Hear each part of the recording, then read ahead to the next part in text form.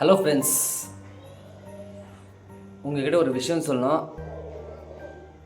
இது பார்த்து பெரிய விஷயம்லாம் இல்லை, ஒரு சிம்பிளான ஒரு மேட்ரு தான். உங்கள்கிட்ட ஒரு ஃப்ரெண்டாக சொல்கிறேன், நல்லா கேட்டுங்க. ஏன்னா நீங்கள் யாரை உண்மையாக ஒருத்தர் மேலே நீங்கள் நம்பிக்கை வைக்கிறீங்களோ, நல்லா புரிஞ்சுக்கோங்க. நீங்கள் யார் மேலே உண்மையான ஒரு நம்பிக்கை வைக்கிறீங்களோ அவங்களே பார்த்தீங்கன்னா கடைசி நேரத்தில் உங்களை ஏமாற்றுவாங்க. என் ஃபேமிலியில் பார்த்தீங்கன்னா நிறைய பேர் இருக்காங்க. என் ஃபேமிலியில் நிறைய பேர் இருக்காங்க. நான் எல்லாரும் ஒன்றா தான் நினைக்கிறேன். இப்படி எல்லாரும் இப்போ கூட பார்த்தீங்கன்னா யாருமே நான் வெறுக்கலை, யாருமே நான் பின்னாடி எல்லாம் பேசலை. ஒரு பொதுவாக நான் சொல்கிறேன், என்னை மட்டும் குறி வச்சு இது பண்ணால் நான் என்ன பண்ணேன் ஃப்ரெண்ட்? என்னையே தான் எல்லாரும் குறி வைக்கிறேன் தவிர நான் நல்லா இருக்கணும்னு யாரும் என்னை நினைக்க மாட்டேங்கிறாங்க. நான் எல்லோரும் நல்லா இருந்தால் நினைக்கிறேன் தவிர எல்லோரும் நாசமாக போகணுன்னு நினைக்கல. ரொம்ப கஷ்டமாகிது எனக்கு. இது ஏன்னு சொல்கிறீங்கன்னா நல்லா புரிஞ்சுக்கோங்க.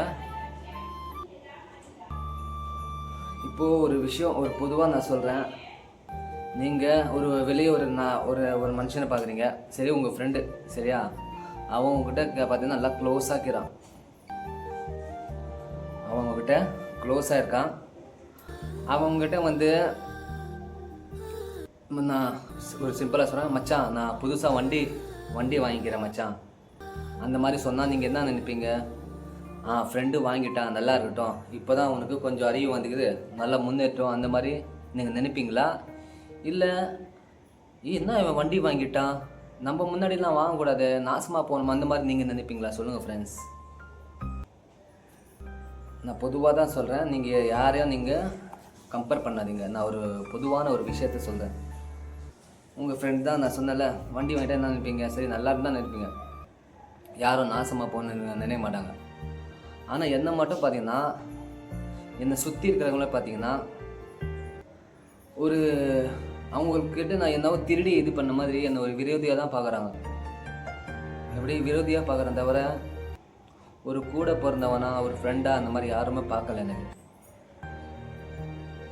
எனக்கு மட்டும் ஏன் இந்த மாதிரி பண்ணுறான்னு தெரில.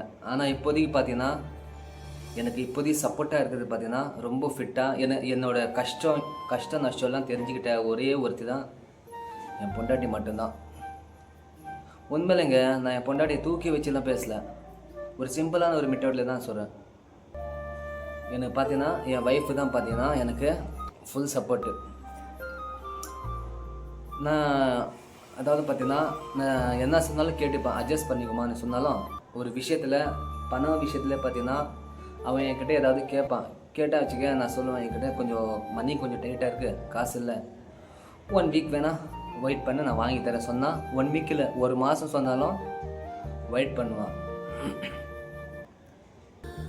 ஏன்னா நம்மளை புரிஞ்சுக்க மட்டும் ஒருத்தர் மட்டும் நம்ம கூட இருந்தால் வாழ்க்கை நல்லா போகும். ஆனால் சில பேர் பார்த்தீங்கன்னா இன்னும் என்னை ஒரு எதிரியாக பார்க்குறாங்க. ஏன் இந்த மாதிரி? நான் யாருக்கும் எந்த தீங்கும் நான் செய்யலையே, நான் உங்களுக்கு ஏதாவது துரோகம் பண்ணேனா, இல்லை ஏமாற்றிட்டேன்னா என்ன பண்ண? ஒன்றுமே பண்ணலையே, என் வழியில் நான் போய் நிற்கிறேன். ரொம்ப கஷ்டமாகுதுங்க.